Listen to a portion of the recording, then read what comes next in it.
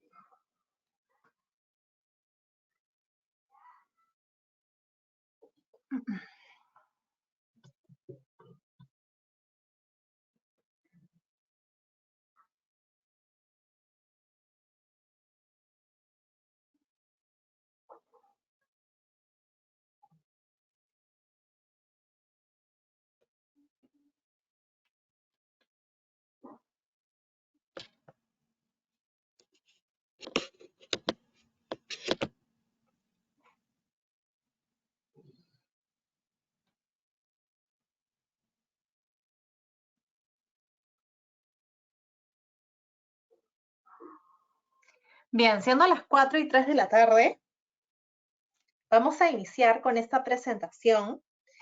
Antes que nada, agradecerles a todos los participantes el día de hoy, a todas las personas que se han unido a este webinar. Como saben ustedes, en Pacífico buscamos todas las formas posibles para hacerles llegar información súper útil, importante y que sea de importancia, sobre todo en esta coyuntura. Espero que esta semana haya sido muy buena. Hemos empezado muy bien, arrancamos muy bien la semana con una victoria de Perú, así que estamos recontra entusiasmados, súper motivados. Y queremos tocar este tema también, que es súper importante, y qué mejor que uno de nuestros expertos del Grupo Sana, que es el doctor Víctor Hugo Pérez Leiva. Actualmente el doctor trabaja en nuestra red de clínicas Sana Es un médico cirujano con 6 años de experiencia en el área de medicina general del MINSA y se especializa en el área de enfermedades respiratorias por COVID-19 en nuestros centros de clínicas de la red Sana. Así que qué mejor que él, que es un experto en el área, para poder ayudarnos a dilucidar, a saber cómo lograr un retorno seguro a la presencialidad, cómo lograr este retorno que tenemos que hacerlo siguiendo todos los protocolos de seguridad a la nueva normalidad que nos permite seguir con nuestra vida diaria. Entonces, sin más preámbulo, los dejo en manos del doctor Víctor Pérez para que nos pueda ayudar con esta presentación y, como les decía, todas las consultas que puedan tener nos las dejan por favor en el buzón para que al final podamos despejarlas en conjunto. Muchísimas gracias, doctor Pérez. Los dejo con todos nuestros asistentes. Muchas gracias. Bueno, logrando un retorno seguro a la presencialidad, tanto laboral como en las clases. Buenas tardes con todos. Mi nombre es Víctor Hugo Pérez Leiva. Soy médico cirujano, como ya les mencionaron. Y normalmente estoy trabajando en el área de infecciones respiratorias de la red de centros clínicos de Sana. Este tema principalmente es hecho para disipar todos los miedos, los temores y las dudas de un retorno seguro a la presencialidad. Como ya todos hemos vivido estos 2 años desde iniciada la pandemia, para algunos es difícil tratar de entender un retorno completo a la presencialidad, por eso es que se ha denominado nueva normalidad. Y es difícil entender esto porque desde un inicio nos dijeron que las formas de contagiarse de este virus eran muchas, y pues al ser un virus nuevo no podríamos estar seguros de cómo en realidad se contagiaba o se transmitía. Ahora, luego de 2 años, ya tenemos claro que el virus se contagia de persona en persona y solo por vía nasal y vía oral. Entonces, la mejor herramienta para esta nueva normalidad la tenemos todos en nuestras manos. Gracias a los estudios realizados, se han podido hacer protocolos para que el contagio baje a menos del 1% en los centros laborales y en los centros de estudio. Entonces, vamos viendo qué dice el Ministerio de Trabajo, quien es el encargado de proporcionar las normas vigentes para el regreso al trabajo presencial en conjunto con el Ministerio de Salud. Este busca que el retorno sea de manera segura y con la mejor exposición para evitar contagios dentro del centro de salud. Para eso se han establecido protocolos para evitar la infección por la COVID-19. Estos protocolos tienen como finalidad la preservación de la salud y proponer condiciones, dejar al trabajador para que esté en condiciones idóneas para que tenga una buena bioseguridad. Asimismo, establecer medidas de prevención y protección frente a la propagación de la COVID-19. Este trabajo en conjunto es de ambos, ¿no? Tanto del personal que va a trabajar como del empleador. El empleador, por su parte, tiene que tener estos 10 pasos. Según la Organización Internacional del Trabajo, le da unos 10 pasos para que pueda haber un retorno al trabajo seguro y saludable en los tiempos de COVID-19. Cómo establecer un equipo bipartido, cómo decidir quién regresa al trabajo y cómo adoptar medidas de ingeniería organizacionales, adoptar medidas de limpieza, promover las medidas de higiene personal, proveer equipos de protección personal, vigilar la salud de las personas que trabajan en la empresa, considerar los factores de riesgo psicosociales y otros, revisar y actualizar los planes de emergencia y evacuación y monitorizar las medidas de prevención y control de la salud frente a la COVID-19. Todos estos pasos son los que tienen que encargarse el empleador para tener un ambiente laboral saludable y seguro. Pero también va a ser un protocolo de seguridad para evitar el contagio de la COVID. Este protocolo de seguridad es el que tiene que cumplir el trabajador y esa es la parte más importante que el trabajador tiene que hacer para evitar los contagios y la propagación del virus. Como por ejemplo el uso de doble mascarilla en todo momento, el lavado de manos, el distanciamiento mínimo de 1 metro, el evitar los saludos de brazos, de besos, de apretones de manos, evitar los grupos, las aglomeraciones en los descansos. Hay que limitar el movimiento a las áreas de la oficina estrictamente necesarias. La vacunación completa y por último, no ir al trabajo si sufre de una enfermedad respiratoria. Estos 2 puntos importantísimos son para evitar la propagación del virus. Los puntos de arriba son para evitar el contagio. Cuando tenemos los puntos iniciales, se evita el contagio, pero ya en personas contagiadas, los 2 últimos puntos, como la vacunación completa, 3 dosis en la mayoría de trabajadores, y el concientizar que no deben ir al trabajo si hay una enfermedad respiratoria.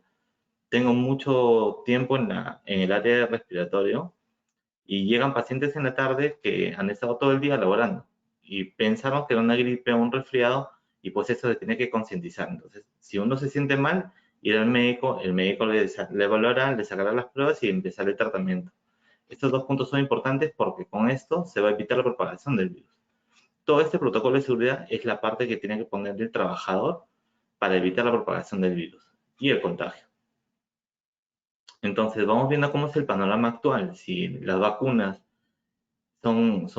es la principal arma hasta el momento, el avance de la vacunación tiene que ser constante, ¿no? Este porcentaje, esta gráfica, nos muestra en el mes de octubre, septiembre-octubre, cómo era el porcentaje de vacunados. Teníamos de 44% de vacunados con 2 dosis, 11% con una dosis y 45% sin vacuna. Ha cambiado notablemente al día de hoy. Ya en marzo, a puertas de entrada al mes de abril, hay más de 67 millones de dosis colocadas. 37% de la población tiene 3 dosis, 41% 2 dosis y 9% con una dosis.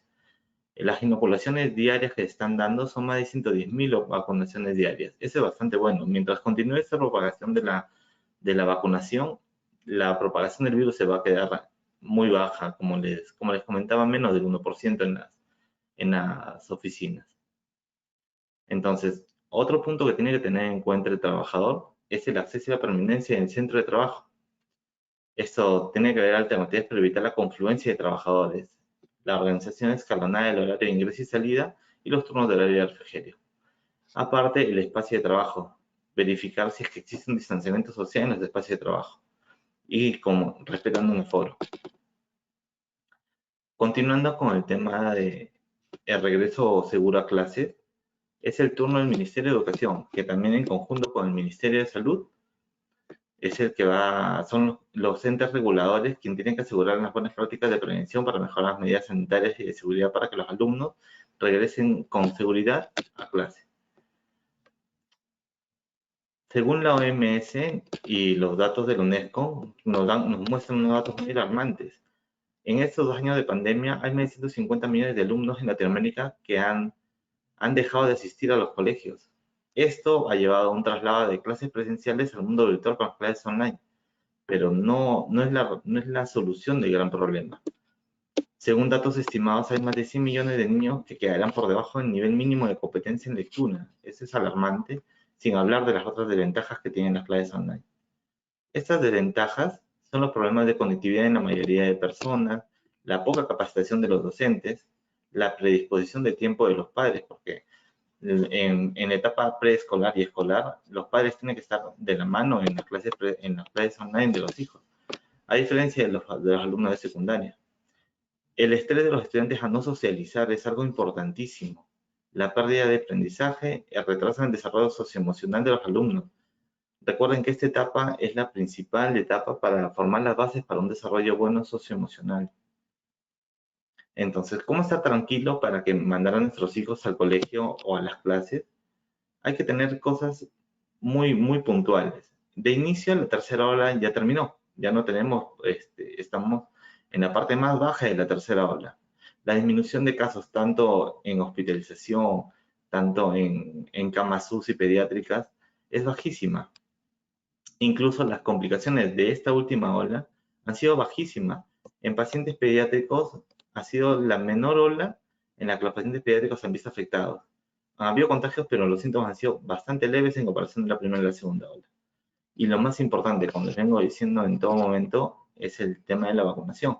Más del 60% de docentes cuentan con 3 dosis completas. Lo ideal sería llegar a un 100%, y no solo de los docentes, principalmente los docentes que pasan todo el tiempo de clases junto a los niños, pero de todo el personal asistencial, de todo el personal administrativo, tanto de colegios y universidades, tenemos que llegar a un 100%. Entonces, hay estudios que respaldan el regreso a clases. Esos estudios que se han hecho en otros países, como el estudio de Alemania, por ejemplo, en mayo del 2020, antes de que haya vacunas, ya se habían hecho estudios si era o no factible mandar a los niños al colegio. Y ese estudio nos dijo que no hay ninguna diferencia entre los contagios, ni la hospitalización o la tasa de mortalidad de los niños que van a clase de los que no van a clase.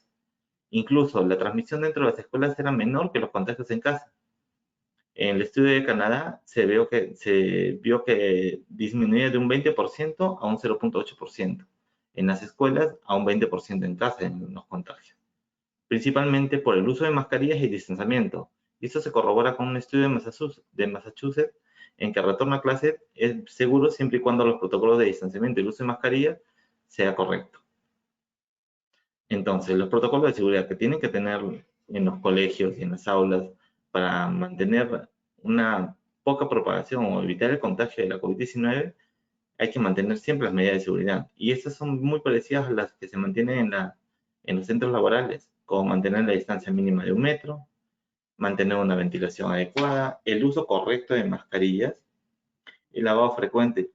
El lavado frecuente de manos. Es mucho más importante el lavado frecuente de manos que el uso de alcohol gel. El horario que sea de inicio disminuido a 4 horas y hay que respetar el aforo establecido. El monitoreo de salud del personal y los estudiantes y la vacunación completa de todos los que interactúan con los alumnos, incluidos los alumnos. Gracias a Dios estamos ya en una etapa en que ya están los niños mayores de 5 años inmunizándose y hace una semana, 10 días a más tardar, se aprobó el uso de vacunación de 2 años a 5 años. Entonces ya no va a haber ninguna negatividad en llevar a los niños a clases de una forma segura si es que estos están vacunados. Entonces, hay que evitar también los excesos de limpieza. El alcohol en exceso, la limpieza de zapatos y la toma de temperatura, según los estudios, han visto que no causan ninguna implicancia en la propagación del virus, como sí causa bastante el uso de mascarillas, el distanciamiento y la vacunación en la propagación de este. Entonces, evitar estos excesos y mejorar el uso de mascarilla, el distanciamiento y la vacunación completa es mucho mejor que estar con los protocolos antiguos del 2020, ¿no? Donde entrabas a un lugar y te bañaban en alcohol, te limpiabas los zapatos, la temperatura. Entonces, ya se ha visto con estudios de que esto ya no tiene mucho sentido. Entonces, por último, hay que tener ciertas recomendaciones para los padres. Los padres tienen que tener una muy buena comunicación con los hijos y eso se hace, hay que fomentar la confianza de los padres para con los hijos. El padre tiene que decirle a los niños que tiene que ir al colegio con alegría, tiene que ir con entusiasmo, tiene que ir con ganas de aprender, con ganas de jugar, con ganas de conocer a los amigos. Porque esta etapa, como les dije, es la más importante del desarrollo psicosocial de las personas. Una persona que ha tenido una buena etapa escolar y preescolar va a llegar a tener un muy buen desarrollo psicosocial más adelante. Muchas gracias.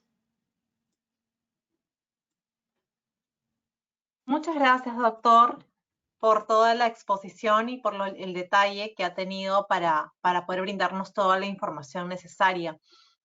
Como les señalaba al inicio, tenemos algunas preguntas en nuestro buzón que nos están realizando nuestros clientes y paso a indicarle. Suset Rioja nos pregunta, respecto a la ventilación adecuada, ¿qué tan cierto es el no uso de ventiladores o aires acondicionados que no tengan ese filtro de virus? Bueno, respecto a la ventilación, es un punto importantísimo. Ya se han hecho estudios sobre concentraciones de CO2 que tenemos que tener en cuenta que mientras un cuarto está cerrado y no haya ventilación, la concentración de CO2 va a aumentar. Por más que haya un buen uso de mascarillas, por más que la gente esté inmunizada, los niños inmunizados o las personas que trabajan estén inmunizados, si no hay una buena ventilación, al cabo de horas se van a contagiar todos de cualquier cosa que tengan dentro del paciente enfermo que esté con ellos. Hay estudios que dicen que más de 4 horas en un ambiente cerrado igual se van a contagiar todos. Entonces, la ventilación es bastante un punto a favor para evitar esta propagación del virus. Si tenemos un paciente enfermo en una sala y la sala tiene ventanas y una corriente de aire buena, o tiene un aire acondicionado y tiene extractores de aire, con filtro, sin filtro, igual el CO2 va a ser mucho menos de los valores que van a evitar la propagación de cualquier enfermedad que haya dentro del centro laboral o como las escuelas. Entonces es importante o la buena ventilación o el uso de aire acondicionado o el uso de ventiladores siempre y cuando tengan entrada y salida de aire. Si yo prendo el aire acondicionado en un lugar donde no hay extractores de aire, no sirve de nada, porque está recirculando el mismo aire. Lo ideal sería tener extractores de aire. Ya, perfecto, doctor. Nos pregunta Rubí López si los menores de 3 años ya pueden ser vacunados. Acá en el país todavía no se implementa el protocolo de vacunación a menores de 5 años. El protocolo de vacunación de 2 años a 5 años recién se implementaba a nivel mundial. Ya salieron los estudios que la vacunación es segura. Bueno, no todas las vacunas, sino la vacunación con virus ARN. En este caso me parece que es Moderna, la vacuna que se ha elegido para los niños. La dosis de vacunación obviamente es muchísima menor que en los adultos, pero en los estudios he visto que a menor dosis que le colocan a los niños, su sistema inmune trabaja muchísimo mejor que en los adultos. La formación de anticuerpos es de 2 a 3 veces más que en adultos. Pero recién hace 10 días, si no me equivoco, 10 días, 8 días, se ha aprobado la vacuna de Moderna a nivel mundial y están esperando que la OMS dé luz verde para esta vacunación. Y si da luz verde, por decir esta semana, esperemos máximo entre 2 semanas a 4 semanas que ya se empiece a implementar en el país. Perfecto, doctor. Y por último, nos consultan, ¿cuáles serían las consecuencias si los colegios no respetan el distanciamiento? Nos consultan porque ya muy pronto se va a decretar que sea 100% de aforo. Y los niños, pues obviamente, sabemos, no van a respetar el metro, los 2 metros de distancia. ¿Qué tan importante es en este caso, por ejemplo, la vacunación en mayores de 5 años? ¿Qué tan importante es la educación en casa, la cultura en casa, para decirle a los niños que tienen que tener estos protocolos de seguridad, enseñarles a lavar las manos, que siempre estén con su mascarilla, sin temor, pero siempre cuidándolos? Claro, el lavado de manos, el uso de mascarilla y la vacunación es un trabajo bastante arduo, pero de parte de los padres.